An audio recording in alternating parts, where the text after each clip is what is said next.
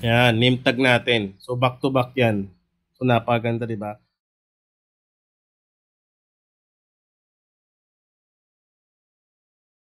Okay guys, so pa nag-print ako ng aking name tag, so ang gamit ko dyan ay pigment ink. So Koyi. Okay? Koyi na pigment ink. Ayan, so yung cyan, black, yung yellow natin at yung magenta. Okay?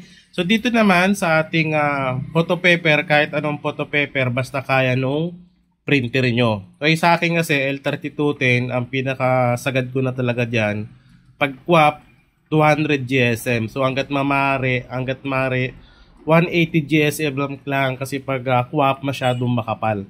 Pero pag RC sa tin, katamtama lang din naman yon. So manipis lang din naman yon. Okay, so depende sa brand ng photo paper gagamitin nyo. Okay? Sa atin, ito lang. Ayan. So, ano lang to? Glossy, standard print lang yung settings ko dyan. Okay? So, katamtaman lang din to guys. So, depende pa rin sa inyo yan kung gusto mong i-high, glossy, high na settings pa nag-print. Pero sa akin, ano lang, glossy saka standard lang kasi goods naman. Ayan, no? Diba? Napakaganda ng ayan, so napakaganda ng output natin para sa ating name tag. Itong size na to ay katamtaman lang para sa ating name tag. Pero depende sa inyo guys kung gaano kalaki. Sa ganito kasi, sa ganitong size, ayan, so 5 ang magagawa mo. Kasi 10 ito eh. So pag tatakipin mo yan, back to back kasi yan eh. Ayan o. Iyon yung back at ito yung front. Ayan, so back to back yan. So 5 set sa isang photo paper. So ganito ang mangyari niyan guys. Ganito oh. Ayan. So back to back kasi yan, di ba?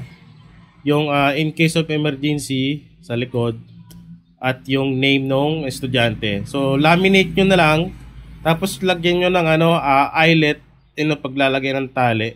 So kailangan mo ng pambutas tulad nito. Ayan oh. So tignan nyo na lang yung comment section natin, andyan yung description or link kung sa makakabili at kung magkano yung ganito. So kailangan mo din talaga to maggagawa ka ng name tag para mayroon kang pambutas at the same time is pang ipit dun sa eyelet na yan. Ayan o. Diba? Si back to back yan eh. Ayan o. Ito yung natin. Yan, name tag natin. So back to back yan. So napaganda, diba? So ano lang to, 180 GSM lang. So katamtama lang to kasi ilalaminate mo naman yan, matigas na din naman yan. Safe pa yung printer mo, di ba? Kasi hindi masyadong makapal. So ganito katamtaman, okay na yan. Okay? Ayun no? Di ba? Napakaganda ng output natin para sa ating name tag. Yan. Okay? Okay guys, so ito yung ating inside out to name tag para sa mga kids natin, para sa ngayong pasukan. Okay, so meron tayo ginawa dito na 9 na design or 9 na character para sa ating inside out to na name tag. Ayan. So kasama na din syempre yung natin, design natin para sa likod. Kasi back to back yan, di ba? Kasi kailangan din ng in case of emergency details. Ayan. So dito, kunyari, bibigyan ko kayo ng sample. So, ito yung kulay dilaw, yung joy. Yan, so, joy. Yung joy, kulay dilaw. Dilaw or orange, kung ano man yan. Ayan. So, dito, ito yung front niya. So, kailangan mo yung likod. So, ito yung likod niya. Ayan. So, dito naman, kaya in B, so, parang siyang green, di ba? Not sure kung green yan. Kasi yung monitor ko kasi, nag-iiba yung kulay eh. Okay? So, depende dyan. So, gagawin mo dyan, ibabalance mo yung kulay niyan, mag-copy ka dito. Ayan o. Duplicate mo lang yan. So, punta ka dito.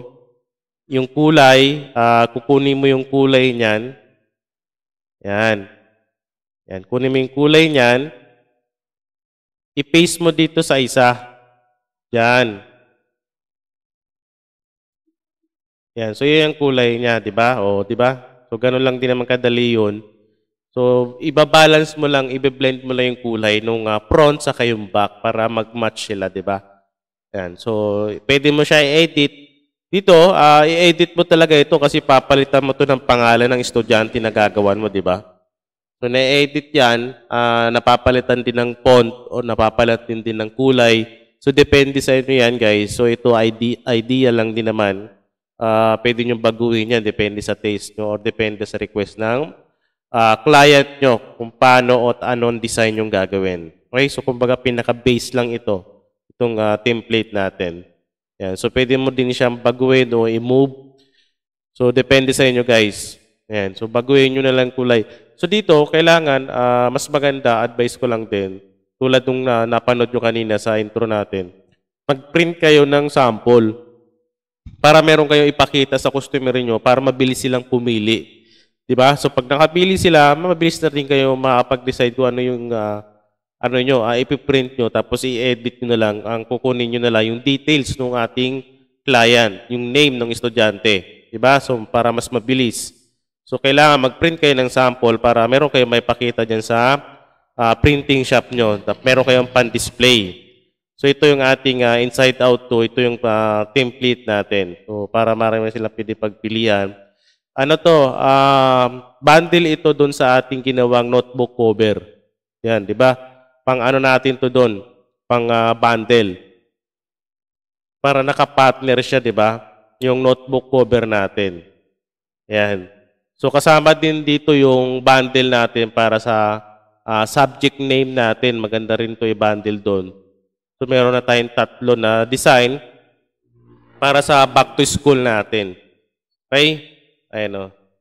Paano nga ba kumuha o mag-download ng ating template? So, gagawin mo dyan, punta ka lang sa website natin.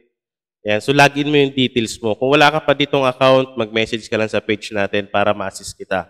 Okay? So, gagawin mo dyan, pag may account ka na at activated na yung account mo, punta ka dun sa login. Yan. So, click mo yung login, input mo dyan yung details na ginawa mo. Okay? So, mag-login ka lang dyan. Ayan. So, login ka lang. So, mali pa yung password ko. Okay? So, pag mali yung password mo, nakalimutan mo, message mo lang ako, i-reset natin yung password mo. Okay? So, dito, pag nag-login ka, diretso ka mapupunta sa ating pre-templates design. So, dito sa thumbnail natin or sa menu natin. So, ito kagad lalabas dyan. So, marami na nakapost dyan. Ayan, o. Diba? Ang dami niyan.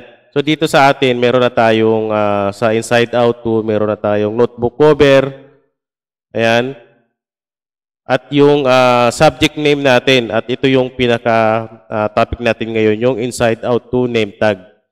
Ayan. So, i-click mo lang yan. So, lalabas kagad dito yung name tag natin na details. Ayan. So, pwede mo siyang basahin kung gusto mo.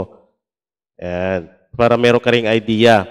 So, punta ka lang dito sa pinakababa. Ayan. So, dito, babasahin mo ito. Lalo na yung note. So, isa-isahin mo yung link dito kasi yung link dito, ayan. So, isa-isahin mo lang yan kasi yung iba yung link dyan ay materials for printing business natin. Yung materials na pwedeng gamitin sa printing business natin. At yung sa Canva, kung wala ka pang account, pwede ka mag-sign up doon. Okay, so isa-isahin mo lang yan. So, andyan naman yung template niyan para sa ating name tag. O, ilang piraso lang din naman yan. Okay?